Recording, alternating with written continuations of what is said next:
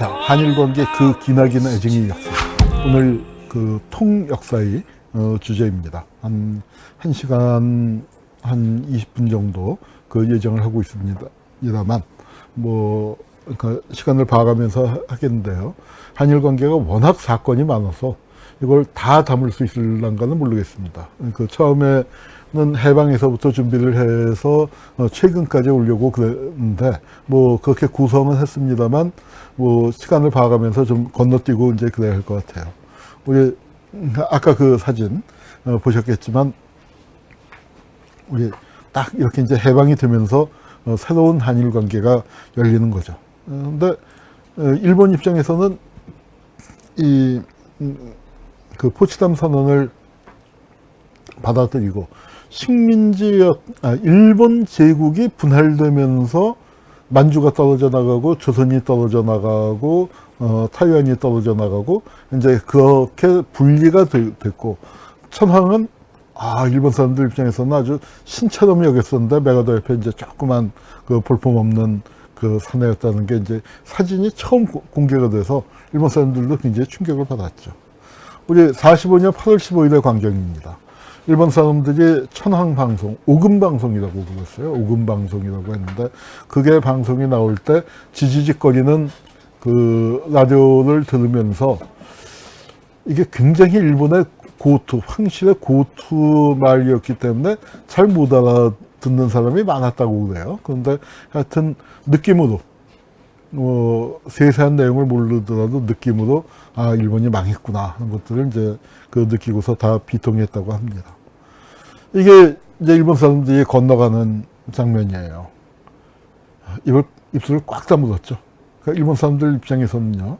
그러니까 이건 나중에 설명이 나오겠습니다만, 이런 사람들이 조선에 와서 집도 있었을 거고, 땅도 있었을 거고, 공장도 있었을 거고, 그런 거 다 두고 가니까 굉장히, 그러니까 우리는 일본 가서 어떻게 먹고 사나 하면서 이 두고 온 재산을 기필코 찾아가리라, 이제 그런 마음을 먹고 돌아가는 거겠죠. 그리고 이렇게 이 사람들의 이야기를 갖고 쓴 게 요코 이야기라는 게 또 예전에 또 논란이 되기도 했었는데, 하여튼 일본 사람들이 이렇게 돌아갑니다. 그리고 20년 후에 다시 돌아오게 되는 거죠.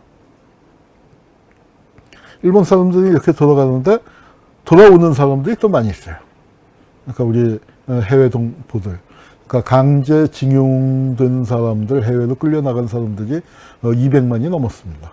아주 단기간에. 그러니까 나갔었던 사람들이 돌아옵니다. 돌아오네 하던 그런 노래까지 있었고, 귀국 동포들이 돌아오는데 어마어마하게 많은 인원들이 돌아오죠. 이 귀한 동포들의 역할, 그리고 귀한 동포들의 그 존재는 해방 정국에서 폭탄과도 같았습니다.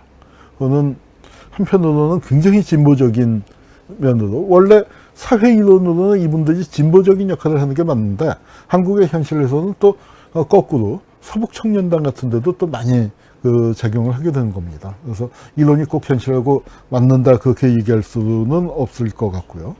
그래서 이제 이분들이 부산에서 이제 그 동포들이 이렇게 쭉쭉쭉 모여서 살게 되고, 이분들을 어떻게 대접하느냐. 그리고 이 사람들은 농촌이라는 작은 세상을 벗어나서 해외로 또 도시로, 그러니까 그런 생활을 했기 때문에 이미 과거에 어떤 우리가 흔히 얘기하는 편견에 빠진 말일지 모르겠습니다만, 순박한 농부하고는 달라진 거죠. 그리고 고생을 했고 새로운 세상에 대한 변화를 기대하고 있고, 이제 그런 분들이었습니다. 자, 하여튼 이제 일본과 한국 간의 요 문제는 제일동포 얘기를 다룰 때 한번 다시 얘기하도록 하고요.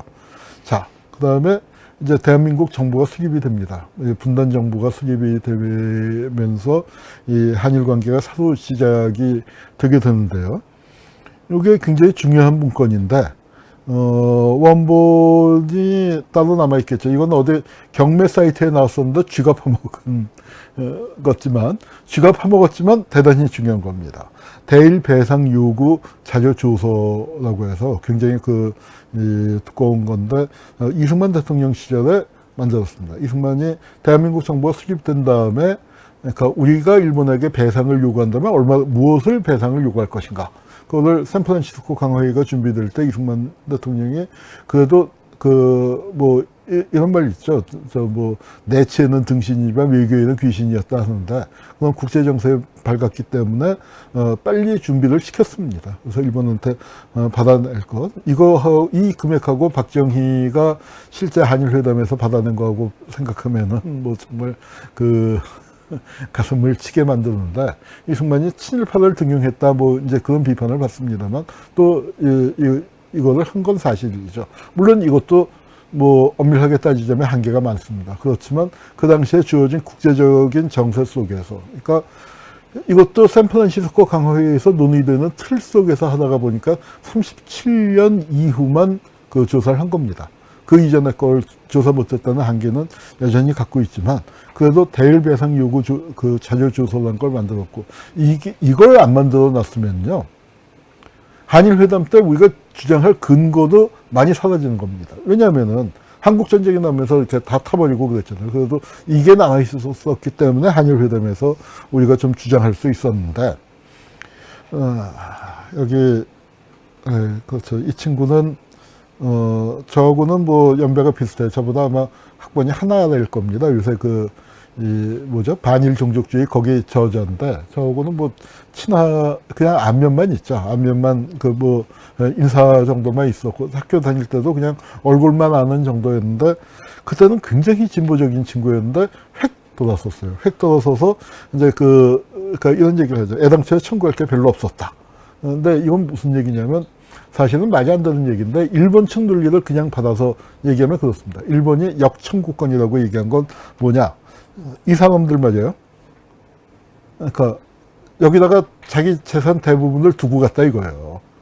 땅, 집, 토지, 공장 그런 거 떼어갈 수가 없잖아요. 그러니까 물론 이제 일본이 금은보화로 바꿔갖고 골동품, 문화재, 귀금속 이런 걸로 이제 왕창 많이 갖고 갔다고 치지만, 그 많은 땅과 이 공장을 떼어갈 수는 없었으니까. 그래서 그걸 계산하면은 일본이 일본이 한국에 줄 거보다 한국에서 일본이 받아갈 게 훨씬 더 많다. 그게 바로 역청구권의 논리인데, 지금 이 사람들, 뉴라이트들, 그러니까 여전히 반일 종족주의에서, 그런 얘기 계속하고 있습니다. 자, 이 한일 관계에 큰 영향을 준 것. 일본의 운명을 바꿔놓은 사건이 바로 중국 정부의 수립입니다. 1949년에 중국이 공산화되면서 중국 공산당이 중국 본토를 석권하면서 아시아의 지도가 바뀐 거죠. 일본이 가령 미국 입장에서는 중화민국, 장개석 정권, 국민당 정권과 파트너가 돼서 동아시아를 운영한다고 했는데, 그게 이제 확 바뀌어버리니까 일본이 살아나는 겁니다. 일본은 2차 대전을 이렇게 벌을 받도록 돼 있었다가, 벌을 받는 게 아니라 파트너로 이제 이거 안 되겠다, 빨아서 써야겠다, 이제 이렇게 되는 거죠. 그렇게 돼서 일본의 이제 운명이 바뀌고, 그러니까 미국 입장에서는 한국하고 일본이 사이좋게 지내야 한다, 이제 이런 얘기들을 이제 많이 하게 되는데, 이게 이승만 대통령이 공식적으로 방문한 건 아니지만 메가더를 만나러 일본을 갑니다. 메가더를 만나러 가는데, 일본 수상이었던, 그 당시에 일본은 독립국가가 아니에요. 미 군정이 실시되고 있는 최고사령부의 예하에 있었지만, 그럼에도 불구하고 수상을 임명했는데, 그때 수상이 요시다 시게루죠. 지난 일본 우익 얘기할 때 이제 한참 나왔습니다만, 요시다 시게루하고 이제 이승만이 만났을 때, 요시다 시게루가 이제 이승만은 가서 딱 하니 인상 쓰고 이렇게 버티고 있는 거고, 요시다 시게루는 뭔가 분위기를 좀 풀어보려고 무슨 얘기를 했냐면, 한국에 호랑이가 요새도 많습니까? 하고 이제 했더니 이승만이 뭐라고 받아쳤냐면, 가토 기요마사가 다 잡아가서 지금은 없다.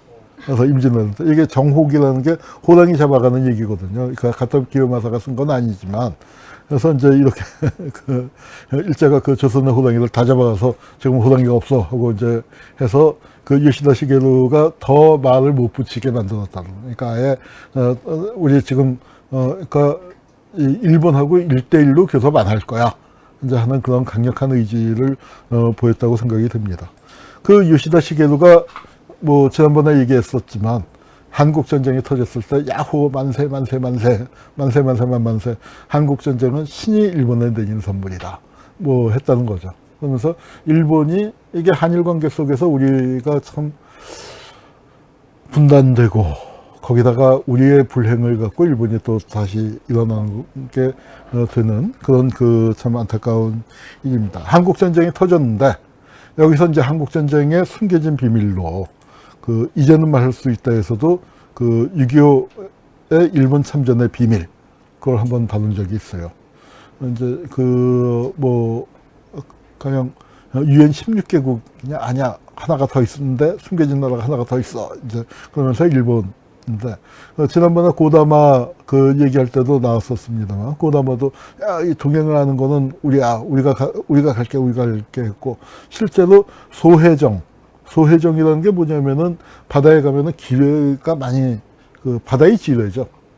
천안함도 이 기뢰에 의한 폭발일 것이다. 그렇게 추정하는 사람들도 많고 또 그 우키시마호 해방 후에 이제 비극적인 사건이죠. 우리 귀환동포가 오다가 아주 그 몇천 명이 몰살을 당한 사건이 있는데 그 우키시마호 사건도 아마 미군의 기뢰에 의한 폭발이 아닌가 뭐 의심이 되고 있습니다. 내부 폭발이다. 라고 주장하는 사람들도 있고요. 이제 그런 상황인데 그 바다에 있는 그 기뢰를 설치하거나 아니면 놓거나 설치할 수도 있고 제거할 수도 있고 그래서 완산 앞바다에 이제 이 기뢰를 이 부설하는 역할들을 일본 배들이 와서 했다. 그래서 일본 해군 출신들이 와서 했었다. 그리고 그건 뭐냐면은 전쟁에 참여 대가로 옛날 식민지를 돌려받는 그러니까 그런 꿈을 꾸고 있었다 이제 하는 얘기들이 그 나오고 있고 이건 북한의 박헌영이 이제 한국 전쟁에 일본군 부대가 참가하고 있다 이제 그거를 강력하게 규탄하기도 하고 했던 겁니다. 자 아마 평화선이란 말 들어보셨을 거예요. 평화선이란 건 뭐냐면은 원래 메가더 라인이라는 게 있었습니다. 메가더 라인이라는 게 있었는데 메가더가 일방적으로 선포한 그 일본의 영해라고나 할까요?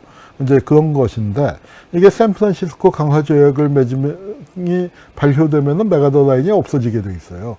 그렇게 되니까 한국은 그 샌프란시스코 강화 조약에는 뭐 조금 이따가 말씀드리겠습니다만 그 참여하지 못했잖아요.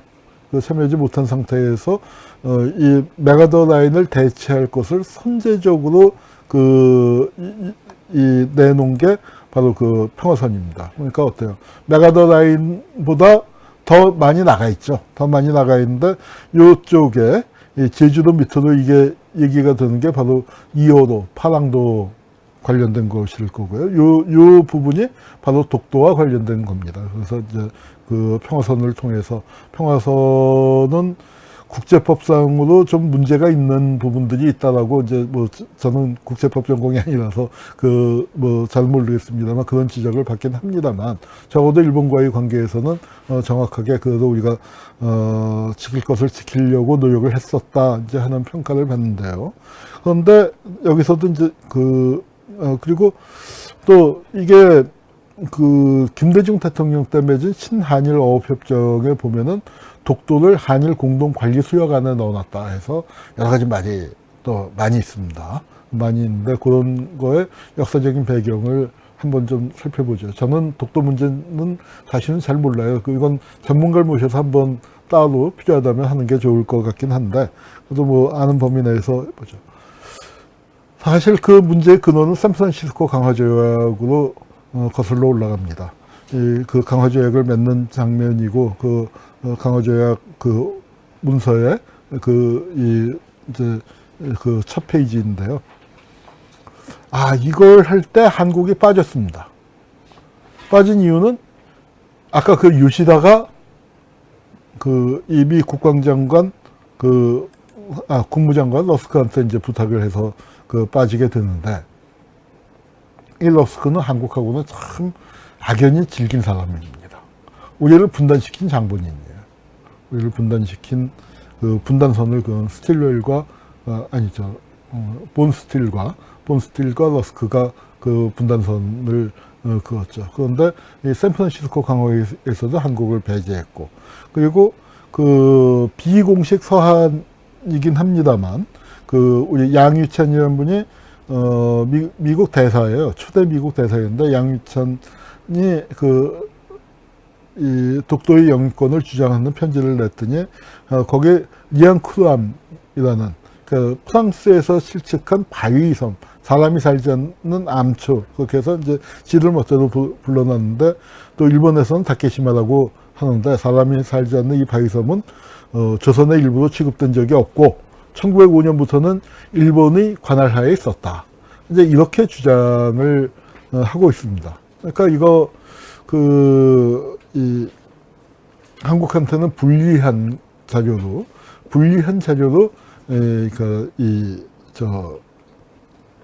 쓰이고 있는 겁니다. 그래서 이제 일본이 밤낮 여기에 의거해서 주장하고요.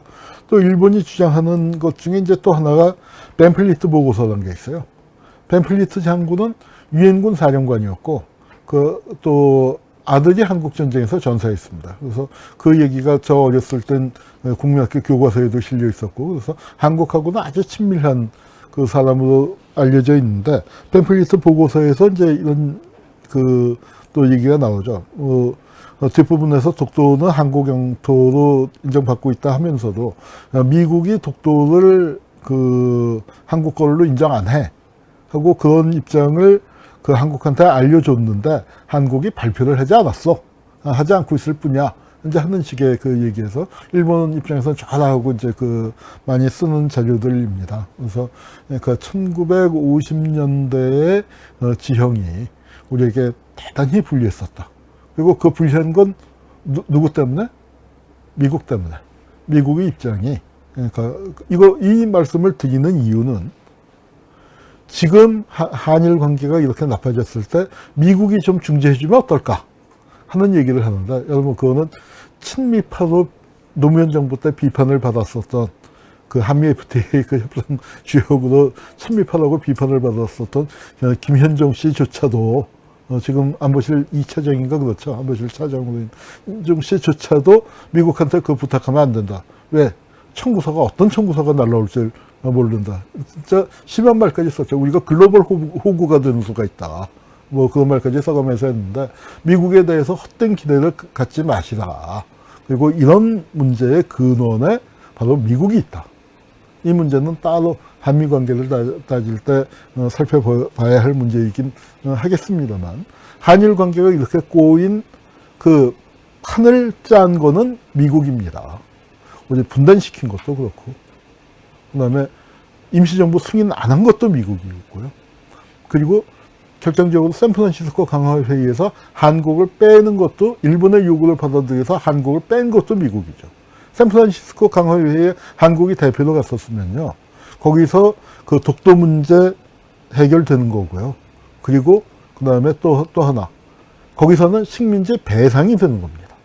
그러니까 전쟁에 대한, 적어도 승전국으로서 우리가 배상을 받게 되는 건데, 그 지위를 선전포고했었다는 거 다 알면서, 미국이 알면서, 그러니까 유보적인 태도를 취하고 결정적으로는 한국을 할까 말까 하다가 요시다가 정말 한국이 여기 들어오게 되면 일본은 파산한다. 다시 일어날 수가 없다. 이제 그 부탁을 받아들여서 아마 전후 일본이 부응하게 된 거는, 이 한국이 샌프란시스코 강화회의에 초청을 받지 못한 것, 그리고 한국전쟁이라는 것, 그 두 개 덕분이라고 해도 과언이 아닙니다. 자, 그 다음에 이제 한일 회담을 시작을 해요. 이승만 정권 때 이제 회담을 시작을 하는데, 일본은 딱하니 아까 얘기했었던 역청구권, 그런 거 들고 나오고요. 그 다음에 이제 일본 망원이 수도 없이 나왔습니다만, 일본 망원이라고 하면은 제일 첫 손가락에 꼽혔던 게 구보다 망원입니다. 바로 한일 회담 석상에서 일제히 36년이 한국인에게 이익을 줬다. 지금 아베가 얘기하고 있고, 그 다음에 반일 종족주의에서도 이런 얘기들을 하고 있는 거죠. 반일 종족주의에도 이어지는 그 오랜 역사가 바로 이 전후에 본격적으로 제기된 게 구보다 망원인데, 그거는 말을 그렇게 했다 뿐이지 일본 사람들은 옛날 그 식민지 시대부터 이런 생각들 다 갖고 있었던 겁니다. 그 당시에도 주일 대표부를 이승만이 운영을 했습니다. 그러니까 일본과 정식으로 국교가 맺어진 상태는 아니지만 우리 그 대표부를 했고 대표부의 그 책임자가 그를 대사로 임명을 하기도 했었습니다. 그래서 그 대표부 대표로 있었던 사람이 바로 누구냐? 이 사람 누구 닮았을까요? 누구 닮았죠? 예, 누군지 아시겠어요? 예, 김무성의 아버지입니다. 김용주라고 하는데, 그 한일회담을 내보내는데 말이죠. 그리고 대표부의 대사를 로 보낸다면은 그래도 독립운동한 사람을 가서 떡하니 앉아 있어야죠. 독립운동 하던 사람이 일본말을 잘 못하는, 근데 일본말 하는 사람도 무지 많았고, 또 일본말 못하는 사람 가면 어때요? 밑에 공사나 모두가 그런 관료를 그렇게 해놓고 대표부에는 뜩 독립운동 하던 사람이 앉아 있어야 하는데, 뭐 이거 징병제 나가라고 권하던 그런 친일 의혹이 덕지덕지 붙은 사람을 내보냈으니까요. 그리고 그 다음에 이제 또 한 명으로 유태하라고 이승만은 아주 최측근으로 있었는데, 이 사람은 아주 제일동포 얘기할 때 조금 제대로 얘기해 보겠습니다만 아주 흉악했어요. 그리고 뭘로 흉악했냐면은, 야, 거기 우리 제일동포는 고향이 한국 아닙니까? 그런데 일본에서 이제 그 피땀 흘려 모은 재산을 갖고 가지도 못하게 해. 뭐 이제 그래서 여러 가지 사정 때문에 일본에 남았는데, 그 일본에 있던 사람이 고향을 방문하는데 주일 대표부에서 비자를 받아야 해요. 그런데 비자를 돈 받고 내주는 거야. 그러니까 아주 우리 제일동포들 속에서 저놈을 추방시켜야 한다. 제일동포들, 그러니까 주일 대표부, 그때 이제 참사관이었는데 그 비자 장사를 쫙 했어요. 그래서 제일동포 사회에서 아주 거센 이 추방운동이 벌어졌는데, 이승만이는 떡하니 이 사람을 공사 대사로 승진시켜버리죠. 대사로 이제 눌러앉아서 이승만의 어떤 이익을 대변하는, 일본 내에서 이익을 대변하다가 이제 살고가 터지니까 외교관이 본국에서 소환하는데, 그리고 일본에선 가시라고, 이제 당신 임무 끝났으니까 가시라고 하는데 일본에 계속 버티고 있었던 거예요. 버티고 이제 해서 일본이 추방을 한다 만다 하다가 또 이런 때 인권 찾아요. 인권 찾아서 일본에 계속 버티고 있다가 이제 도령 귀국을 했습니다. 도령 귀국을 한 거는 언제 귀국을 했겠습니까? 날짜 보세요. 신문기사가 6월 27일자. 그러니까 바로 다카키 마사오가 집권을 하고 난 다음에 도령 귀국을 해요. 그래서 이제 감옥에 좀 잠시 들어가 있다가 금방 석방이 돼서 뭘 했냐면 다시 일본을 갑니다. 그래서 한일회담의 막후 교섭 인물로 활동을 합니다. 그러니 참 한일회담이라는 게 어떤 식으로 됐는지 잘 아시겠죠. 일본에 있었던 거물 조선인 브로커 역할을 했다. 저는 장기영을 그렇게 표현을 했나 처음에는. 그런데 보니까 유태하가 배후에서 작동을 한 거더라고요. 자, 그리고 이승만 시대의 한일 관계에서 또 우리가 기억을 해야 할 게 제일동포 북송 문제입니다. 이건 제일동포 문제를 할 때 자세히 얘기를 하겠습니다만, 제일동포 이거는 그러니까 원하는 사람들이 고국으로 가겠다라고 했지만 제일동포의 절대 다수는 남쪽 출신입니다. 그런데 남쪽이 워낙 못되게 굴고 그러니까 이 제일동포들이 그러니까 북으로 가겠다. 차라리 북으로 가겠다. 그리고 일본에서 너무 차별을 받고 있다. 근데 일본에서는 이 제일동포들의 인도적인 견지에서 이 북송을 허락했다라고 얘기하지만 인도를 가장한 비인도 라고 일본 내에서 골치 아픈 제일동포들을 숫자를 줄이는데 이게 뭐 몇십만이 한꺼번에 줄어드는 거니까 좋아라 하고 이제 한 건데, 요걸 이제 남쪽 입장에서는 그러니까 남과 북의 체제 경쟁에서 남쪽이 밀리는 꼴이 되잖아요. 이 제일동포의 절대 다수는 남쪽 출신인데, 그러니까 이승만이 체제 경쟁에서 우위를 점했다라고 생각을 한 게 반공포로 출신, 반공포로가 남쪽에 남은 거였다면 이건 제일동포들이 자유의사에 의해서 북쪽을 택해버리니까 남쪽 출신들이 이승만 정권으로서는 큰 타격이에요. 이걸 저지하려고 노력을 했는데 그 저지 공작의 책임자가 누군지 아십니까? 안두희입니다. 그 저지 공작에, 그리고 거기에 대원으로 참여했던 사람이 누군지 아십니까? 박차원이에요. 그리고 그 경찰 쪽에서 이제 특부 맡았는데, 그때 치안국장으로 그걸 총괄했던 게 이강학이, 나중에 3.15 부정선거 당시의 원흉인데, 나중에 재벌이 됐죠. 하여튼 뭐 이렇게 얽혀 있습니다. 그래서 요 북송 문제는 제일동포 문제를 다룰 때 한번 다시 얘기하기로 하고요. 그리고 이제 이승만이 물러나고 장면 정권이 들어섰습니다. 장면 정권이 들어섰으니까 일본도 좋아하고 미국도 좋아했죠. 왜냐하면 장면은 이승만 같은 강경파가 아니었어요. 친일 문제에서 자유롭지 않은 분이고, 그리고 그 밑에 있었던 관료들 거의 대부분 친일 경력을 갖고 있는 사람이니까 일본 입장에서 말랑말랑해요. 친일 친미 정권이 들어섰습니다. 그래서 한일회담을 막 잘 해나가려고 하는데 한국에 군사 쿠데타가 일어났다는 거예요. 일본은 굉장히 긴장을 했다는 거예요. 군사 쿠데타가 일어났다. 그 다음에 박정희 소장이 주도했다. 야, 박정희가 누구야? 이제 이러고 있었는데, 그리고 왜 긴장을 했냐면은, 당시에 아시아, 아프리카 여러 나라에서 군사 쿠데타가 일어나는데, 거의 대부분 다 민족주의란 말이에요. 아, 이거 강력한 민족주의를 등에 업은 군부가 등장을 하면은, 전면에 나서면은, 이거 민주당 정권처럼 그렇게 말랑말랑하게 한일협정, 한일 국교 교섭이 되지 않을 텐데 하고 잔뜩 긴장을 하고 박정희가 누구냐 하고 촉각을 곤두세웠다가 다음날 오후에 사진이 딱 나온 걸 보고 안심을 했다는 거죠. 타카키 마사오네. 그러니까 무슨 뜻이냐 하면은 박정희란 이름은 일본 사람들이 몰랐던 거예요. 왜냐하면 창씨 개명을 해서 일본식 타카키 마사오였으니까. 일본 육사 나올 때도 그렇고. 타카키 마사오는 일본 사람들 다 알아. 타카키 마사오면 우리하고 얘기 잘 통해, 문제 없어, 걱정할 거 없어. 이제 이렇게 됐다는 얘기입니다. 그래서 그 타카키 마사오가 이제 한국을 대표해서 한일회담을 하게 되는데, 이 타카키 마사오가 쓴 책이에요.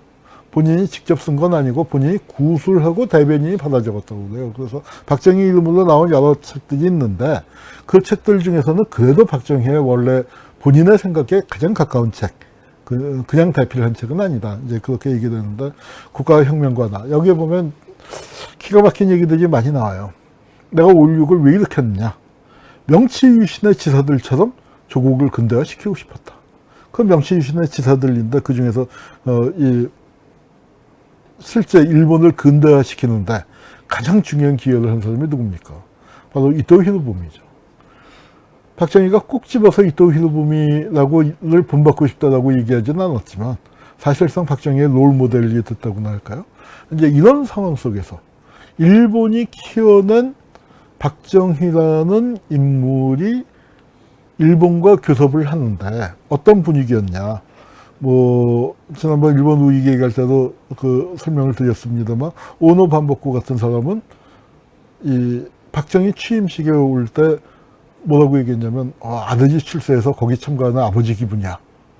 이제 이렇게 공공연히 얘기했었던 사람이고, 기자가 뭐라고 했더니, 아니야, 우리 진짜로 박정희가 나 그렇게 불러 하고 얘기해서 사람을 경악시켰던 그런 일이 있는 겁니다. 이런 사람들을 상대로 한일회담이라는 게 이런 분위기 속에서 맺어지는 거예요.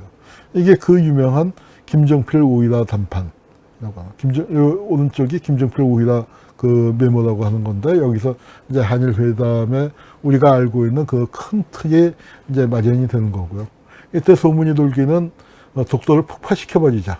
근데 그 폭파시켜버리자 얘기는 나중에 자료가 밝혀진 걸 보니까 일본 측의 제안이었던 걸로 이제 그렇게 밝혀졌습니다만, 어쨌거나 김정필이 이때 한 유명한 얘기가 제2의 이완용이 되더라도 하면서 이제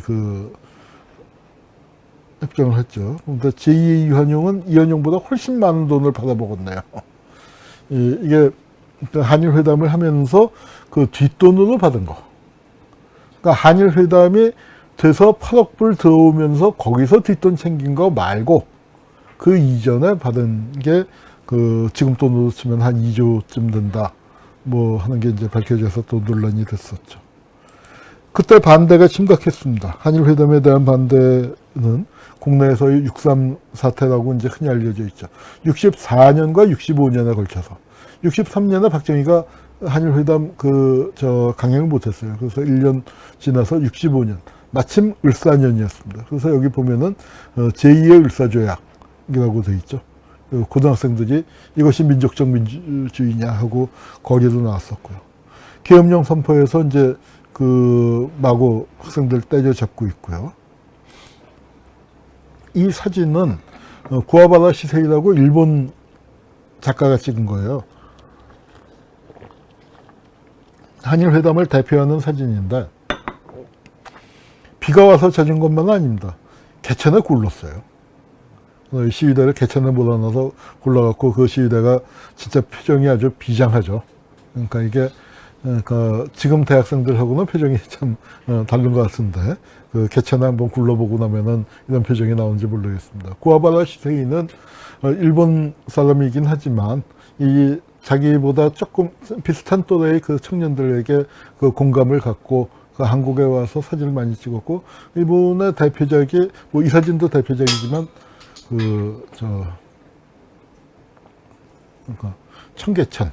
청계천 연작으로 유명합니다.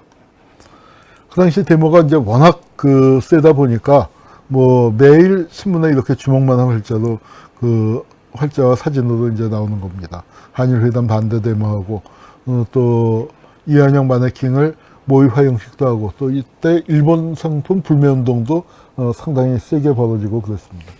그래서 서울에 결국 비상계엄이 선포가 되고요. 정권 측에서는 인혁당 사건을 일으켜서 이제 이 사건을 고비를 넘어가려고 이제 하고 그랬습니다. 하여튼 대일 굴욕을 반대한다. 이제 이런 데모들을 많이 했습니다. 사수하자 평화선, 또, 매판 세력을 타살하자 썼네요. 매국에게 중재하라. 그리고 제국괴뢰, 박정희 정권을 괴뢰라고, 일본 제국의 괴뢰라고 부르기도 했었습니다. 이제 그런 걸 거치면서 결국 이제 한일회담이, 한일 국교 정상화, 이 기본 조약에 박정희가 서명을 하고, 이것이 국회를 통과하게 되죠. 국회를 통과하게 되는 게 한일 비준안이 끝내 국회를 통과했다. 다음 사진입니다. 이제 통과됐을 때, 여기 부가 0이라는 건 무슨 뜻이냐면 야당이 표결에 참여 안 했다는 거죠. 여당 단독으로 통과됐고, 그때 제야 세력의 총궐기를 선언하면서 이 단독 비준은 위헌이고 무효다. 반민족적인 죄악이다. 가차 없는 단죄를 확신한다. 이렇게 강력하게 얘기를 했습니다. 그때 독도 미작이 있었다 하는 소리를 이제 파다했고요. 굉장히 이제 의심스러운 정황입니다. 미작과 관련된 모든 문서가 공개된 것은 아닌데, 그리고 이런 미작이 가능했었던 것은 뭐냐면은 미국의 친일본적 태도.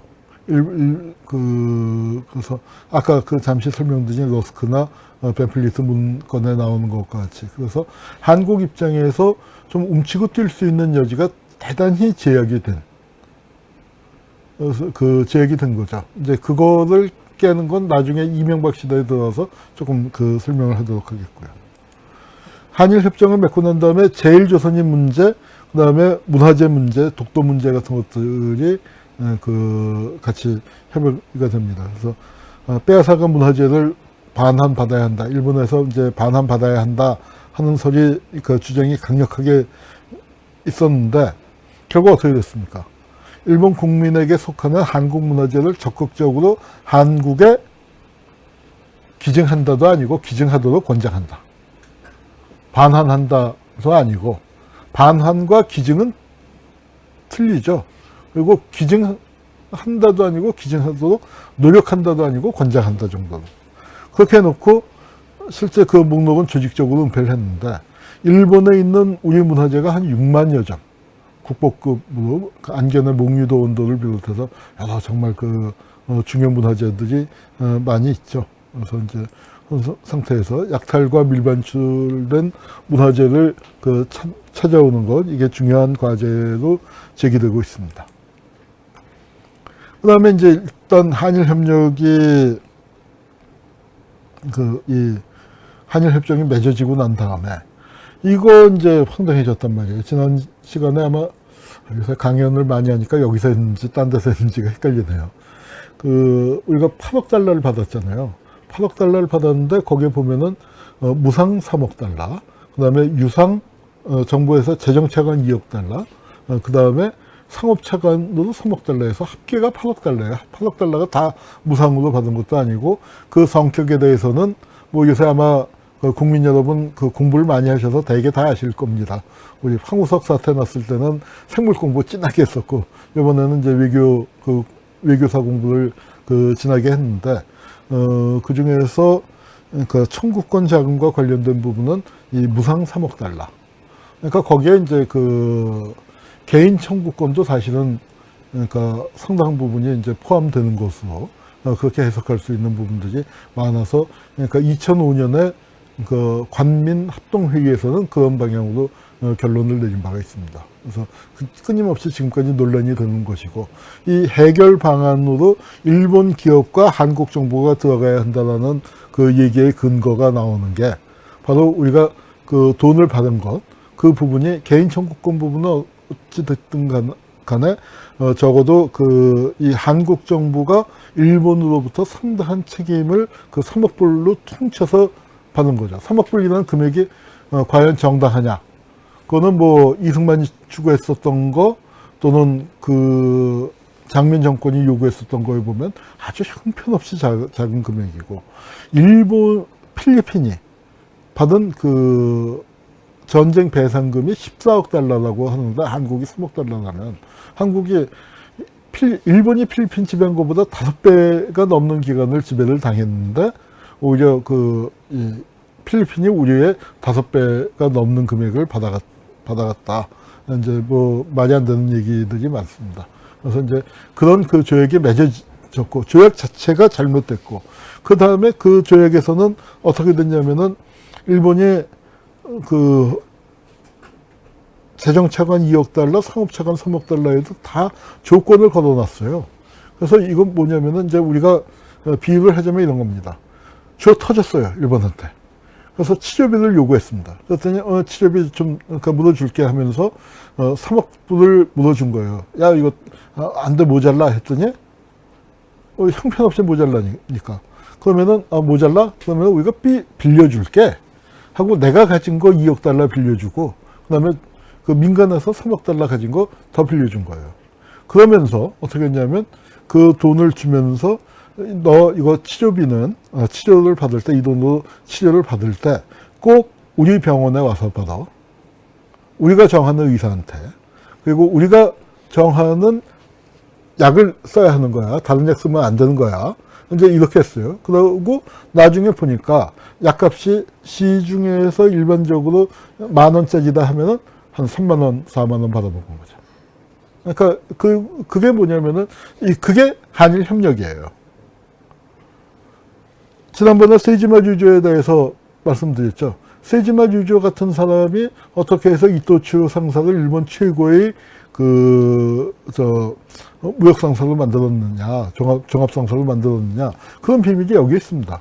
바로 박정희가 밀어주고, 세이지마가 자기가 다 할 수 없는 거 미쓰비시니, 뭐, 닛산이니, 그런 전범 기업들 데려다가 또 거기다 나눠주고. 이게 한일 협력의 실체입니다.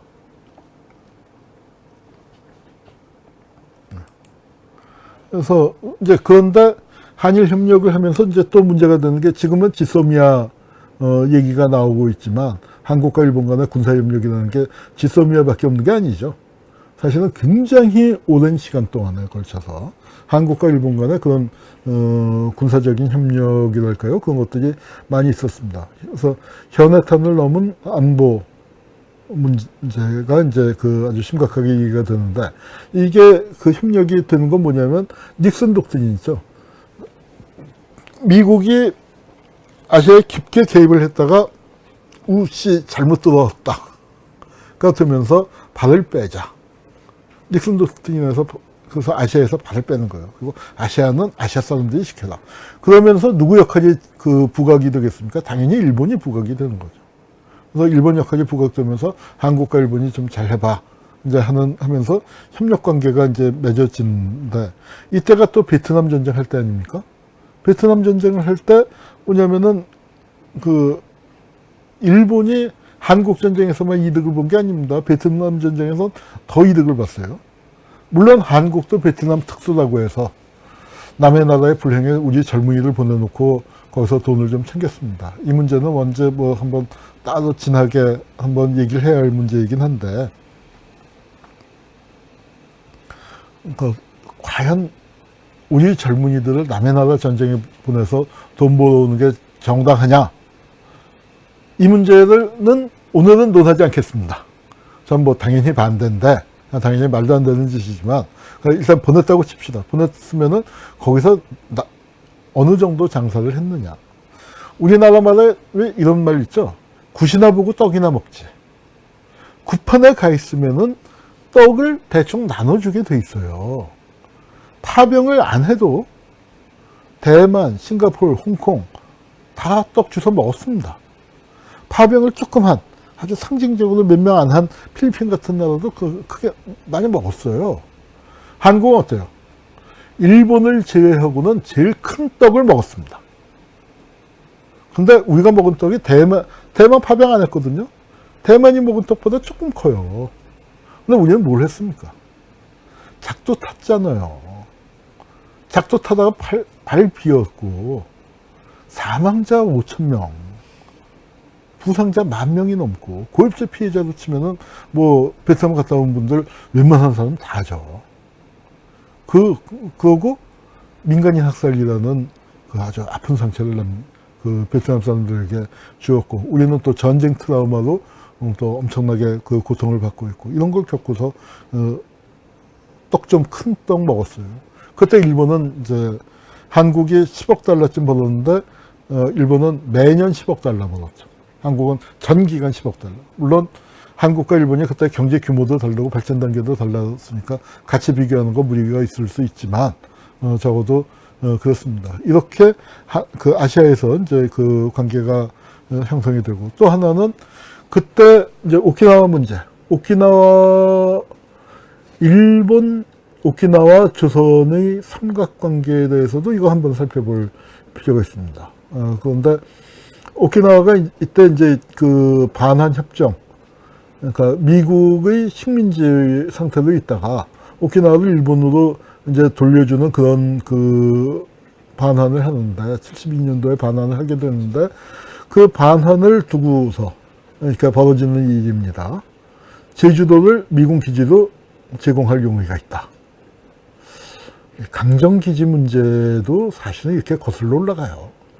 그리고 그 오키나와 반환 협상이 실패하면 제주도에 미군 기지를 제공하겠다. 뭐 이제 이런 얘기들이 그 논의가 되고, 핵무기도 오키나와에서 철수해서 제주도에 두겠다. 뭐 이제 이런 얘기들도 나오고, 뭐 그런 시절이었습니다. 그러다가 이제 박정희 시절에 한일 관계가 이제 결정적으로 어떤 그 한일 관계의 그 어떤 정말 바닥을 보여준 게 김대중 납치 사건이죠. 김대중 납치 사건은 뭐 이건 한국민주화 운동 뭐 김대중 또 중요한 강의를 빠뜨렸네요. 김대중 대통령의 10주기입니다. 김대중 대통령 추모 강연을 또 그 마저는 해야 할 것 같은데, 하여튼 그건 그거고. 자, 김대중 대통령을 일본에서 납치해 왔습니다. 이 사건 자체에 대한 얘기는 나중에 다른 기회에 자세하게 하도록 하고요. 한일 관계 속에서 얘기하면, 김대중 대통령이 한국 사람이지만 일본 땅에서 납치해 온 거 아니에요. 그러니까 일본의 주권을 한국 정부의 공무원들이, 중앙정보부원들이 들어가서 일본의 주권을 엄청나게 침탈한 겁니다. 개인이, 한국인, 민간 개인이 일본에 가서 범죄를 저지른 거하고 이게 틀리잖아요. 한국 정부 기관이 가서 납치를 해온 거기 때문에. 그러니까 일본에, 그런데 거기서 또 이 호텔에서 이 유리잔에다가 그 유리잔을 장갑도 안 끼고 가갖고요. 육안으로 봐도 선명하게 지문을 남겼다는 거예요. 그렇게 되니까 일본 정부에서도 봐줄래도 봐줄 수가 없었어요. 한국 외교관으로 이제 그 위장을 한 중앙정보부원의 지문이 그냥 현장에서 나와버렸으니까. 뭐 이제 이런 상황이 돼버려서 이게 한일 간에 중대한 외교 문제가 발생을 했는데 이 문제를 그럼 어떻게 처리했느냐. 사실은 제대로 됐었으면은 강력하게 범인 송환을 요구하고 그 범인 신원은 뻔하게 알았으니까 한국으로 도망을 갔는데 그거 유야무야 이제 물타기를 해놓고서 대신 일본의 여론을 무마하기 위해서 김종필 그 총리였는데 총리를 일본의 사죄사절로 보내는 겁니다. 그래서 그 사죄사절로 이제 김종필이 가서 그 당시에 이제 수상이었던 오히라에게 이제 그 절을 하고 있죠. 이 오히라는 누굽니까? 바로 아까 보셨죠? 김종필 오히라 메모의 그 오히라예요. 그때는 중앙정보부장과 외상으로서 만났다면 이번엔 총리 대 총리로서 만났는데 이게 딱 보면은 말풍선 한번 달아보세요. 아, 죄송합니다. 그러니까 아니 무슨 일을 그렇게 처리해. 딱 말풍선은 그렇게 그 비슷한 얘기겠죠. 말풍선 달 거 하나 또 있습니다. 제가 다른 데서 이제 할 때는 개굽신 왕거만. 뭐냐면은 이게 가서 총리가 가서 이렇게 사과를 했지만 이걸로 안 풀리는 거죠. 그러니까 공식적으로 묻어주는 조건으로 결국은 이 다나카에게 다나카에게 가서 누구냐면은 조중훈이에요. 그러니까 땅콩의 할아버지. 한진의 창업자였던 결국 이제 그 박정희의 돈 심부름을 한 걸로 그때 4억엔인가 3억엔인가 하여튼 굉장한 거금을 다나카에게 갖다 바치면서 한일 결착 또는 한일 유착이라고 해서 이거를 덮어버리는 걸로. 그러니까 이거는 일본이 이제 되게 뻑이 된 상황이 됐는데 박정희가 이제 일본한테 굽신굽신했지만 되게 그럴 수밖에 없었지만 되게 기분이 나쁜 거죠. 그래서 박정희가 반격을 가하는데 뭐냐면은 민청학년 사건이에요. 민청학년 사건이 터졌을 때 여기 이제 글자가 잘렸습니다만 일본 사람 2사람을 잡아가뒀습니다. 그리고는 아무것도 아닌 건데 뭐냐면 일본 기자예요. 일본 기자가 한국 대학생들을 인터뷰를 했는데 그 대학생이 유인태 이철 그 당시에 수배 받은 학생인데 그 민청학년의 주역인데 수배자인데 인터뷰를 했어요. 근데 한국은 인터뷰하면은 사례금을 안 주는데 일본은 인터뷰해도 사례금을 줍니다. 그래서 이제 학생들한테 사례금으로 그때 돈도 5,000원인가 7,000원인가를 줬는데 지금 돈으로 치면은 한 20만 원쯤이니까 인터뷰 사례금으로서는 그러니까 아주 많은 건 아니지만 넉넉하게는 줬어요. 학생들한테 불고기 사 먹어라. 인상 보아하니까 도망 다니면서 제대로 못 먹은 것 같은데 불고기 사 먹어라 하고 이제 돈을 줬는데 이게 이제 공작금으로. 그리고 이 기자가 일본 공산당 기관지에서 일했었던 적도 있고 이러다 보니까 이제 사건을 키워서 국외 공산 계열이 폭력혁명을 사주했다 하는 걸로 판을 키워버렸죠. 다 조작인 마당에. 그래서 일본인까지 끼워넣은 건 명백히 김대중 납치 사건으로 일본한테 싹싹 빌고 수모를 당했었던 거에 대해서 카드를 하나 만들어서 이제 일본을 골탕 먹이는 거죠. 그래서 니네도 와서 사과해. 이제 그런 카드를 만들었는데 더 큰 일이 생겼습니다. 뭐냐면 유경수 여사가 74년 8월 15일 그러니까 오늘이 45년 전이네요. 이날 박정희를 저격을 했는데 이 사건은 지금도 미궁입니다. 문세광의 총이 아닌 거는 분명해요. 그건 명백합니다. 그런데 누구의 총이라고는 단정적으로 얘기할 수가 없는데 추정을 하기에는 경호원이 저는 음모라고 생각하지는 않습니다. 일부에서는 음모론도 제기하는데 음모까지는 안 믿고 경호원이 문세광을 제압하려고 쏜 총알이 하필이면 유경수 여사한테 가서 맞은 게 아닌가. 뭐 그렇게밖에는 설명이 안 돼요. 이제 그런데 문제는 뭐냐면은 그 문세광이가 그 박정희를 쏜 총이 일본 경찰한테서 훔친 총이에요. 그러더니 그걸 갖고서 이제 막 하면서 이제 그러니까 이거는 그러니까 배경에 아마 그 을미사변의 기억이 일정하게 작용했을 거라고 생각이 듭니다. 우리 나라 입장에서는 그러니까 일반 봉건적인 사고방식을 가진 사람들 입장에서는 국모가 두 번째로 일본인, 그러니까 이 문세광은 일본인이 아니라 제일동포지만 일본과 연관된 걸로 인해서 그 피해를 봤다 하는 그런 격앙된 분위기가 있었고, 그러면서 이제 이걸 그 강력한 반일 그 분위기가 형성이 됩니다. 오히려 그래서 문세광은 이제 결국 사형을 당했는데, 문세광은 제일동포예요. 그 조총련도 아닙니다. 민단 중에서 민단인데 민주화 운동을 하던 그런 쪽 입장이었는데, 이 문세광이 이제 이 사형을 당하게 되는 거예요. 그런데 이때 이제 문세광이 뭐 일본에서 총을 갖고 왔다, 뭐 일본 경찰의 잘못이다, 뭐 어쩌고 저쩌고 이제 하면서 이 반일 데모가 이제 셌는데, 이 데모는 제가 진짜 다 봤습니다. 왜 다 봤느냐? 저희 학교가 지금은 그 건물이 없어졌는데 서머셋 자리에 수성중학교라고 있었어요. 제가 수성중학교를 나왔습니다. 그러니까 일본 대사관 바로 지금 소녀상 있는 데 있죠. 소녀상 있는 그 자리가 우리 학교 부지 아니었거든요. 그러니까 뭐 이제 완전히 그 복도에서 보면은 그 일본 대사관 앞에서 그 데모하는 게 광경이 다 보이는데, 어느 날은 수업하고 있는데 하는데 보니까 시위대가 들어가서 일장길 끌어내려서 찢어버렸습니다.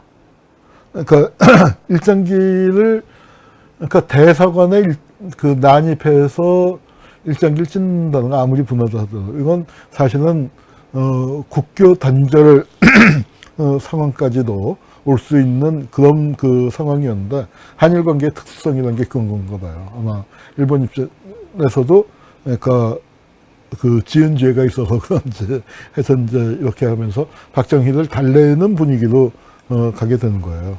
그리고 그때 보면은 뭐 결사대가 막 그 혈서 쓰고 뭐 아주 장난도 아니었습니다. 우리 학교 앞에서 이제 오가면서 보면은 그 깍두기형 아저씨들 있죠.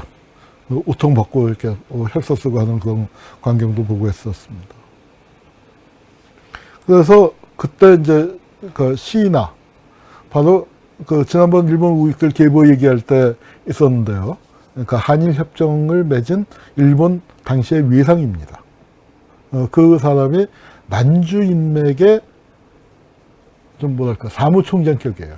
대장이 기시고, 기시 바로 밑에 만주 인맥의 2인자격인데, 이 사람이 자민당의 부총재인데 와서 그 진사 특사로 와서 박정희 만나서 머리 숙이는 이 장면을 일부러 찍어서 이 장면을 이제 쫙 모든 신문에 다 실었죠. 그래서 이 일본이 사과를 하는 걸로 이제 그렇게 돼서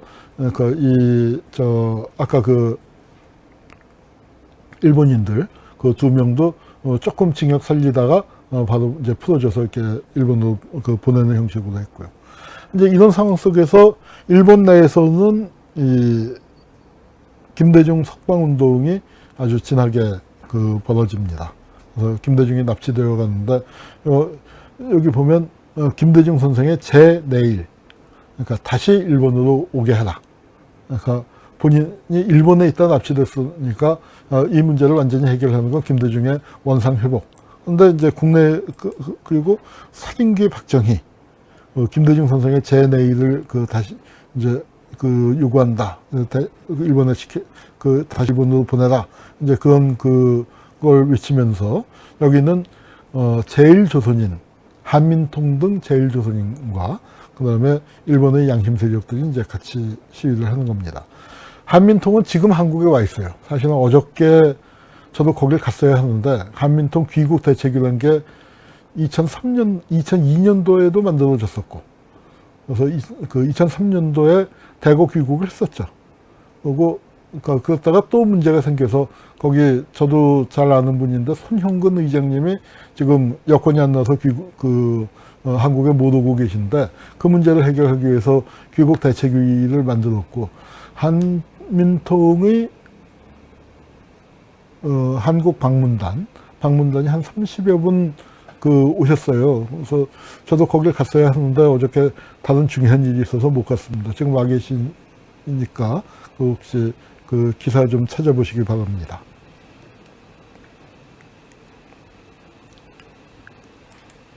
근데 이제 한국에서 이 무렵에 김대중 대통령이 이른바 명동 3.1 사건이라고 해서 76년 이 사건으로 그러니까 재수감되죠. 그러니까 납치돼서 가택연금 상태에 있다가 76년도에 그러니까 납치돼서 돌아온 지 2년 반 만에 그러니까 감옥으로 가게 되는 겁니다. 그래서 이제 김대중을 구출하라 석방하라 하는 게 이 요구가 이제 거세게 일어났었고요.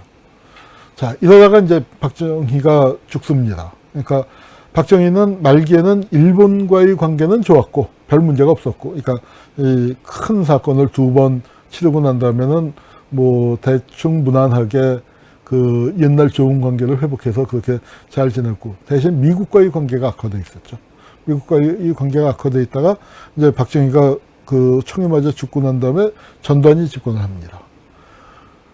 전두환은 원래 일본과의 관계가 없었죠. 왜냐면은 박정희하고 나이 차이가 많이 나잖아요. 그리고 박정희, 김종필 그 세대가 일본과의 관계를 주도하고 있었고, 김종필도 뭐 그때 나이가 아직 60도 안 된 때였으니까, 지금 저보다도 훨씬 젊었으니까, 뭐 현역에서 왔다 갔다 하고 있으니까, 이 전두환 같은 사람은 일본과의 인맥을 아직 만들 군번이 아니었던 셈인데, 박정희 죽고 이제 딱 권력을 장악하고 나니까 그걸 일본의 정계의 핵심들과 선을 대게 됩니다. 그 선을 누가 놔줬냐? 이병철이 놔줬다는 거예요, 이병철이. 그래서 선을 대준 게 누구냐 하면, 지난 시간에 설명했었던 세이지마 유조하고 선을 놔줘서 서울올림픽을 이제 하게 되는 거고요. 그런데 그 이전에 아주 중요한 사건이 있습니다. 이 사건은 뭐냐면, 전두환이가 5.17을 일으킬 때, 아니, 대학생들이 데모 좀 세게 했다고 군이 나오는 건 말이 안 되잖아요. 그러니까 뭐가 있었냐면은 북한군의 남침설, 북한 이상 동향설이 있어서 군이 움직이게 되는 겁니다. 근데 그거를 일본 우익이 제공했다. 일본 측은 이제 지금 부인을 하고 있습니다만, 적어도 한국의 중앙정보부는 일본 내각조사실이라는 게, 일본은 국정원이 따로 없잖아요. 내각조사실이라는 게 그 일본의 최고 첩보기관입니다. 그쪽이 한국에다가 정보를 줘서 한국이 이 비상대기를 하고 또 그런 이상징후를 포착해서 군이 출동을 하게 된 게 5.17이다. 이렇게 설명을 하는데, 일본은 펄쩍 뛰어요. 우리는 그런 거 준 바 없다. 오히려 한국 쪽에서 뭐 이상한 거 없어 하고 물어가서 봐서 우리 별 뭐 이상한 거 없는데 하고 갔는데, 그걸 미국에서 이제 이용해 먹었다라고 하는데, 뭐 어떤 게 맞는 건지는 정확히 모르겠는데, 적어도 한국 신군부 입장에서 그렇게 못된 짓을 할 때 일본 군부를 끼고 이용했었다 하는 거 우리가 기억해 둬야 합니다. 이제 그러고 난 다음에 김대중을 사용시키고, 그러니까 김대중 문제는 일본이 원죄가 있기 때문에 김대중에 대한 신변 안전을 책임지지 못했고, 그리고 그걸 납치해간 한국 정부하고 사바사바 하면서 이제 유착했기 때문에 김대중 문제는 일본이 원죄가 있죠. 원죄가 있는데 김대중을 사용시키겠다고 하니까, 아까 우리 한통년, 그 다음에 일본 내에 어떤 진보적 지식인들이 다시 이제 많이 움직이게 되는 거고요. 세이지마 주조가 바로 전두환에게 서울올림픽 유치 이거 적극적으로 해라. 서울올림픽 유치 계획은 아마 제가 볼 때는 세이지마가 박정희에게 권했었던 것 같아요. 박정희에게 올림픽 유치를 권했고, 권한 이유는 뭐냐면, 야, 봐봐. 일본도 동경올림픽으로 그게 경제발전에 도약을 했는데 한국도 올림픽 유치해봐. 그래서 그거 경제발전에 굉장히 좋아. 하고 박정희에게 얘기를 했다가 박정희가 죽고 난 다음에 전두환이가 헤매고 있을 때 전두환 만나서 이 서울올림픽 얘기를 다시 한 게 아닌가. 뭐 그렇게 저는 그렇게 추측을 하는데 하여튼 서울올림픽을 유치를 했습니다. 해갖고 이제 이게 전두환 입장에서는 큰 건을 성사시킨 거죠. 그리고 세지마가 중간에 들어서서 했던 게 뭐냐면은 이 한미일 삼각동맹을 구축하는, 그래서 이 나가소네의 방한, 일본 수상으로서는 한국을 처음으로 공식 방문한 겁니다. 그래서 이제 그 나카소네의 방한을 성사시켰고, 또 전두환이도 일본을 최초로 공식 방문하는 거죠. 이승만도 가고 박정희도 갔지만 그거는 공식 방문은 아니었거든요. 근데 이제 그 비공식 방문이었는데 이건 전두환이가 공식 방문을 하게 되고, 그러면서 이제 이제 전두환 입장에서는 뭐냐면은 일본이 경제 발전 이렇게 한 게 한국이 일본을 지켜준 게 얼마야? 그래갖고 안보 경협이란 걸 아이디어를 내서, 왜냐면 그때 경제가 어렵거든요. 그러니까 박정희 말기에. 그래서 그걸 좀 풀려면 일본에서 돈을 받아야 한다. 또 전두환 입장에서 볼 때도 1965년 한일 국교 정상회 때 너무 덜 받았다. 너무 못 받았다. 그러니까 이거 좀 받아야 한다. 그리고 중국이 보니까 중국은 우리 배상 같은 거 안 받아 해놓고서 사실은 훨씬 많이 받아가더라. 그래서 우리도 좀 내놔 하고 얼마쯤 하면 될까? 100억 불. 이제 하면서 아주 호기롭게 얘기를 했는데 일본 입장에서는 줄 마음이 없었던 거예요. 그렇게 되니까 나중에는 안보 분담금, 일본의 안보를 위해서 한국이 기여하고 있으니까 거기 좀 힘드니까 일본도 분담하시오 하고 요구를 하고, 이거는 일본이 줄 거야 하고 아주 큰 소리 뻥뻥 치고 있다가 이거 안 들어오면 한국 큰일 난다 해갖고 세지마한테 사정해서 세지마가 한국 쪽 사정을 봐줘서 40억 달러를 어떻게 만들어줬다는 거예요. 그 조건을 해서. 그래서 또 일본의 을신세가 된 신군부. 처음엔 요구하다가 없어서 제발 좀 주세요. 처음에는 100불 내놔야지 하고 큰 소리 뻥뻥 치다가, 그러니까 굉장히 일본을 잘 못 읽고 모른다고나 할까요? 이제 그러면서 하여튼 40억 불 받아냈다는 겁니다. 어때 우리 제야에서는 나카소네가 올 때 나카소네 방한 반대, 그걸 이제 세게 운동을 했었고요. 그 무렵에 일본과의 관계 속에서 늘 터지는 거지만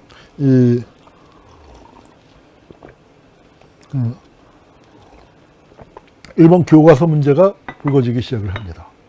일본 교과서 문제가 불거지면서 침략사를 미화하기 시작을 하는데, 이건 뭐냐면은 그러니까 나카소네가 일종의 보수 본류라기보다는 보수 반계에 가까운 사람이죠. 그러니까 이제 그러면서 한미일 삼각동맹이 되고, 일본 내에서도 그 기존의 보수 본류가 세월이 흐르면서 이제 이런 강경 보수들이 등장하는 그 분위기하고 맞물려 있습니다. 그래서 이제 처음으로 침략 전쟁을 미화하는, 그 이전까지는 미국 최고사령부가 정한 방침에 따라서 이제 태평양 전쟁에 대해서 그러니까 공식적으로 미화하거나 그러지는 못했었는데, 이게 이제 공식 텍스트에서 미화가 나오니까 한국이나 중국에서도 이제 후끈 달았고, 한국에서는 바로 그때 이 일본을 어떻게 이제 막아야 할 것인가 하면서 전두환이가 이제 독립기념관을 짓는 걸로, 국민 성금을 모아서 독립기념관을 짓는 걸로 그렇게 했었다가, 이거 하다가 큰 불이 났습니다. 그래서 진짜 다 타버렸어요. 다 완전히 전소되는 이게 있었는데, 이걸 이제 하여튼 그래서 다시 이제 하여튼 돈을 모으고 정부가 예산을 더 내고, 그래서 지금 이제 독립기념관을 지었습니다. 오늘 독립기념관에서 8.15 기념식을 여러 해 만에 했죠. 네. 자, 그리고 한일 관계에서 또 이제 이 뒷부분은 그러니까 시간이 없어서 저를 좀 크게 건너뛰어가면서 하겠습니다. 일본군 위안부 할머니 김학순 할머니가 1991년에 처음으로 커밍아웃을 하셨어요. 그 이전에 배봉기 할머니라는 분이 오키나와에 살고 계신 분이 했습니다. 그런데 그거는 일본 내에서도 묻혀졌어요. 왜냐면은 아직 그 소리가 바깥으로 퍼져나갈 만한 기반과 토대가 마련되어 있지 않았는데, 우선 일본 내였고, 그 다음에 냉전이 살아있었던 시기. 그러니까 냉전이라는 게 끝나고 난 다음에 이런 소수자 약자들의 목소리가 그러니까 널리 퍼질 수 있는 조건이 마련됐고, 거기서 그 김학순 할머니의 최초의 증언, 그리고 김학순 할머니 이후에 이런 증언들이 또 많이 나오게 된 거죠. 쏟아져 나오게 된 거고. 그런 분위기 속에서 93년도에 일본에서 고노담화를 합니다. 고노는 지금 외상으로 나오는 그 고노의 아버지예요.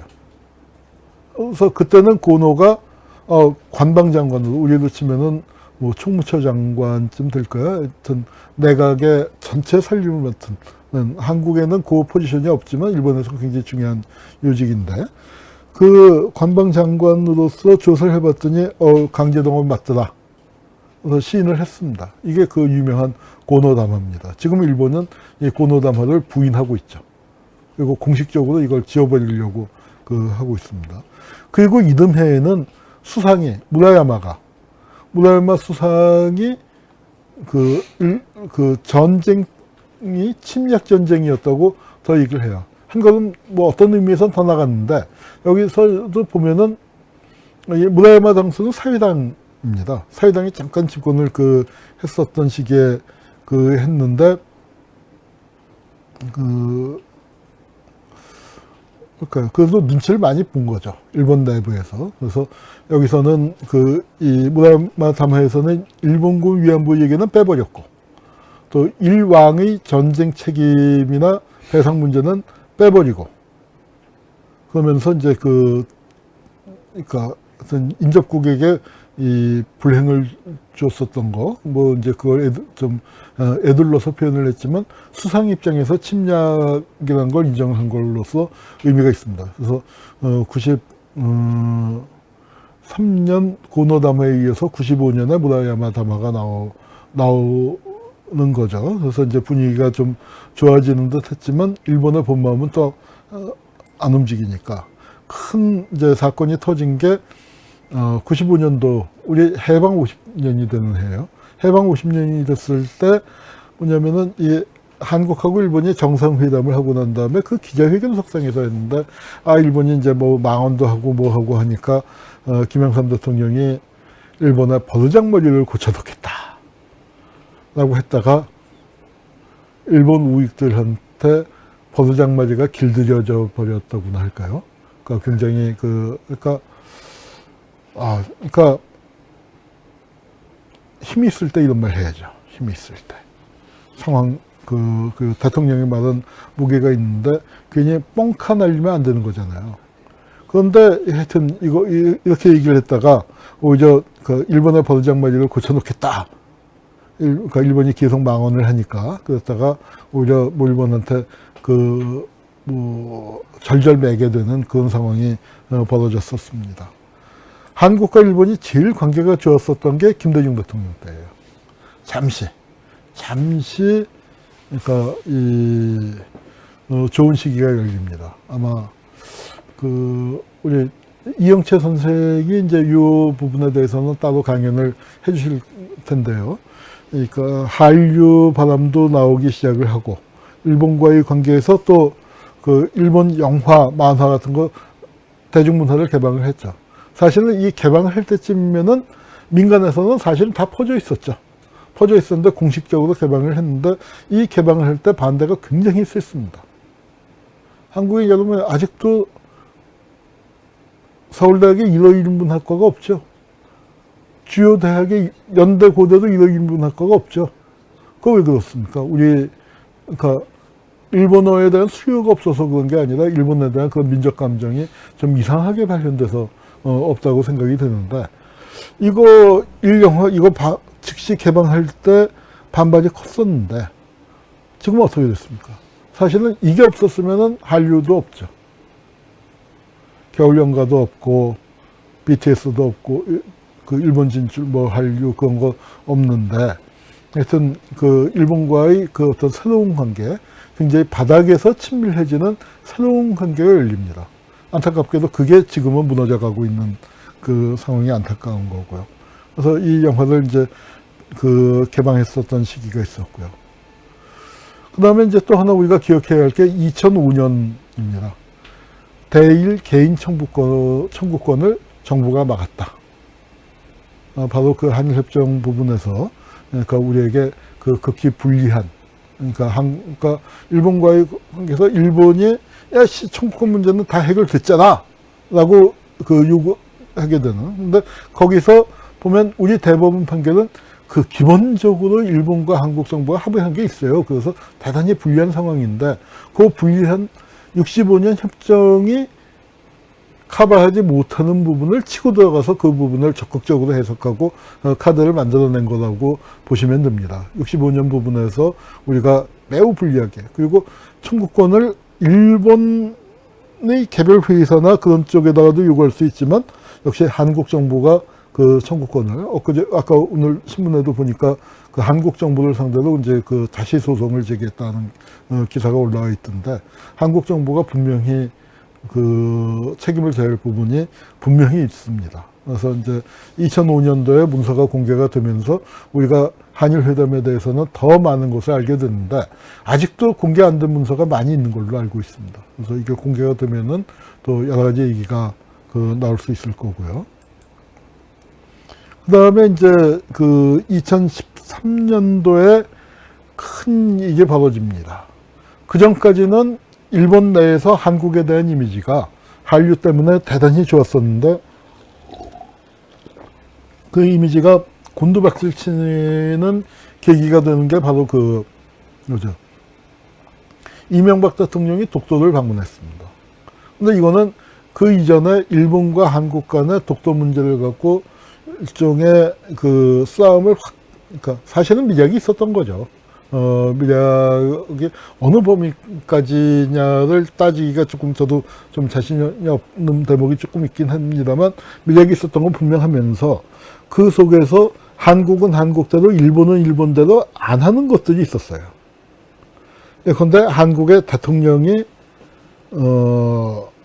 독도를 가지 않는다. 그 다음에 자, 독도를 지금 해양경찰들이 지키고 있잖아요. 그런데 국토 방위의 임무는 누가 지는 겁니까? 국군이 지는 거죠. 그러니까 논리적으로 따지면은 해군이나 해병대가 주둔을 해야 하는 게 맞겠죠. 그런데 그거는 일종의 독도 문제에 대해서 확진이 되는 거예요. 우리가 실효적으로 지배하고 있는데, 거기에 군대를 배치했다. 그러니까 뭐냐면은 그러니까 적어도 현상 유지선, 거기에 보면은 현재에서 그러니까 봉합을 시켜버린 거죠. 그러니까 미략을 하면서, 그러니까 그 봉합을 하면서 더 이상 새로운 시설물을 만들지 않고 새로운 인원이나 들어가지 않는다. 그러니까 군대가 간다든지 대통령이 간다든지 하는 건 그런 미약을 깼다. 일본 입장에서는. 그러니까 이제 서로 자기 영토라고 대충 주장하고 있으면은 아니야 우리 영토야 정도로 받아치는 그 정도로 계속하면서 더 이상 확전하지 말자 하는 분위기였는데, 이명박이가 거기에 간 거는 이건 룰을 깬 거다 하면서 일본에서는 굉장히 격렬하게 반대했고, 그 이전까지 한국에 대해서 우호적인 분위기가 이제 삽시간에 무너졌다고 그래요. 이제 그런데 이명박이가 그때 간 이유는 형님이나 여러 가지 각종 비리 같은 것들이 터져 나오니까 그걸 돌리기 위해서. 그래서 이렇게 한일 관계는 참 민감하기 때문에 이걸 국내 정치에다 쓰면 정말 안 되는 거예요. 폭발력이 대단히 큰데, 아베도 그렇고, 이명박도 그렇고, 이거 국내 정치에다가 쓰려고 했었던 거죠. 그래서, 여기 가서 이 사진을, 아주 비싼 사진을 찍고 온 겁니다. 굉장히 비싼 사진을. 즉, 지금 일본 우익들의 어떤 악선전이 먹혀 들어갈 수 있는, 토양. 그러니까, 한일 민간 교류나 한류를 통해서 한국에 대해서 쌓았었던 좋은 이미지 같은 것들을 거의 대부분 까먹게 되는 사건이었다고 이제 그럽니다. 자, 마지막으로 이제 그 짚어볼 게 2015년 말의 한일 위안부 합의예요. 박근혜가 대통령이 된 다음에요. 누가 참모를 했는지 모르지만 위안부 문제를 되게 세게 들고 나갔어요. 뭐 저는 역사를 하는 사람이니까 위안부 문제를 되게 세게 들고 나가는 게 좋은 것 같지만 그게 꼭 그 좋은 건 아닙니다. 꼭 좋은 건 아닐 수가 있는데, 그러니까 이 문제를 어디까지 해서 가령 외교를 한다, 정치를 한다 하면은 그 목표가 있어야 한다, 현실적인 목표가 있어야 하는데 그 목표를 초과해버린 게 아닌가 싶어요. 버려서 그러니까 이 뭐라고 할까요? 그 아마 박근혜는 일본군 위안부 문제가 일본에서 어떤 의미를 갖는지를 몰랐던 것 같아요. 그리고 내가 세게 얘기하면은 아베 오빠가 들어줄 거야. 그렇게 쉽게 생각한 게 아닌가. 그러니까 또 나도 일본 거를 많이 들어주고 있으니까. 그런데 이 문제는 정말로 일본에서는 극도로 민감한 문제거든요. 그러니까 이거 안 된다 보니까 박근혜는 너무 세게 걸어놓고, 그러니까 자, 그 정도의 타협이라면요. 그리고 그게 해결 방안이라면 김영삼이나 김대중이나 하다못해 이명박이도 안 한 거예요. 이런 타협을, 이명박이조차도 독도 방문해서 이 한일 관계, 우리 한국 사람들 입장에서 시원하다 했을지 모르지만 망쳐먹었는데, 그 이명박이가 봐도 이거는 장사꾼이잖아요. 이렇게 장사하면 안 되는 거다. 이명박조차도 안 한 거는. 박근혜는 어떻게 했어요? 굉장히 세게 해결할 것처럼 하다가 한일 관계 전체가 경색돼 버렸죠. 그러니까 일본군 위안부 문제는 위안부 문제대로 해결 안 되는 문제이기 때문에 이건 장기적으로 원칙적으로 간다. 그러면서 다른 관계는 다른 관계대로 굴러가게 한다. 이런 방침을 갖고서 있었어야 하는데 이 문제를 세게 걸면서 다른 것들을 올스톱 시켜버리니까 한일 관계가 꼬였죠. 거기다가 제일 이제 한일 관계가 꼬이니까 제일 그 문제 삼은 게 미국이잖아요. 미국 입장에서는 중국과의 관계가 나쁜데 그 속에서 이걸 한국과 일본이 손을 잡고 미국의 그걸 중심으로 이렇게 삼각편대를 만들어서 중국을 압박해야 하는데 한국하고 일본이 싸우고 있는 게 과거사를 갖고 싸우니까 아이씨 수십 년 전의 일을 갖고 왜 싸워? 그 다음에 이제 우리 선생님이 애들 화해시킬 때 뭐 물어봅니까? 이게 어떤 싸움의 근본 원인을 따지지 않고 누가 먼저 때렸어? 한국하고 일본은 누가 먼저 때렸을까요? 그건 당연히 일본이 먼저 때렸죠. 그러면은 뭐라고 했어? 일본한테 야 뭐해? 사과해. 그래서 일본 입장에서 못마땅하게 아이씨 뭐 잘못했어 뭐 이 정도도 사과하니까 한국한테는 그 사과가 아닌데 한국한테 뭐하니? 얘가 사과했는데 빨리 화해해야지. 뭐 이렇게 해서 봉합을 시켜버렸는데 자. 아베가 뭐라고 사과했는지 들어보신 분? 사과는 누구한테 해야 합니까? 피해자한테 사과해야죠. 그런데 우리 할머니들 중에 아베의 사과를 들어보신 분이 계신가요? 한 명도 없어요. 한국 국민 중에는 한 명도 없다고들 하는데 딱 한 사람이 있습니다. 박근혜. 언제? 전화도 사과했대요. 그래서 일본 국회에서도 아니 할머니들도 피해자들도 사과를 안 받았고 한국 국민들도 모르는데 도대체 뭐라고 사과를 했는지 여기서 한번 좀 얘기를 좀 해보시오. 그래야 국민들도 알고 납득을 할 거 아니에요 했더니 아베가 싫어하고 넘어갔죠. 그래서 이제 이렇게 됐는데 이런 관계가 돼버렸습니다. 이것을 그래도 이게 국가 간의 합의이기 때문에 이걸 문재인 정권에서 깨는 게 엄청나게 어려웠고, 이제 사실상 무효화 시켰더니 한국은 어때요? 믿을 수 없는 나라, 이제 그런 딱지가 붙게 된 거죠. 그러니까 아베 쪽에서 이제 붙이려고 그렇게 하는 겁니다. 이게 이제 지금 한일 관계에서 이런 과정들을 거쳐서 왔는데, 박근혜 정권은 어때요? 특히 초기 박근혜 정권은 일본 입장에서는 그러니까 친하게 지낼 수 있을 것 같았는데 괜히 위안부 문제도 거북선을 썼다가 2015년도에 그게 타결되고 난 다음에는 아주 그 만만하게 좋게 지냈는데 1년 조금 지난 다음에 한국에서 촛불이 켜지면서 전혀 새로운 성격의 정권.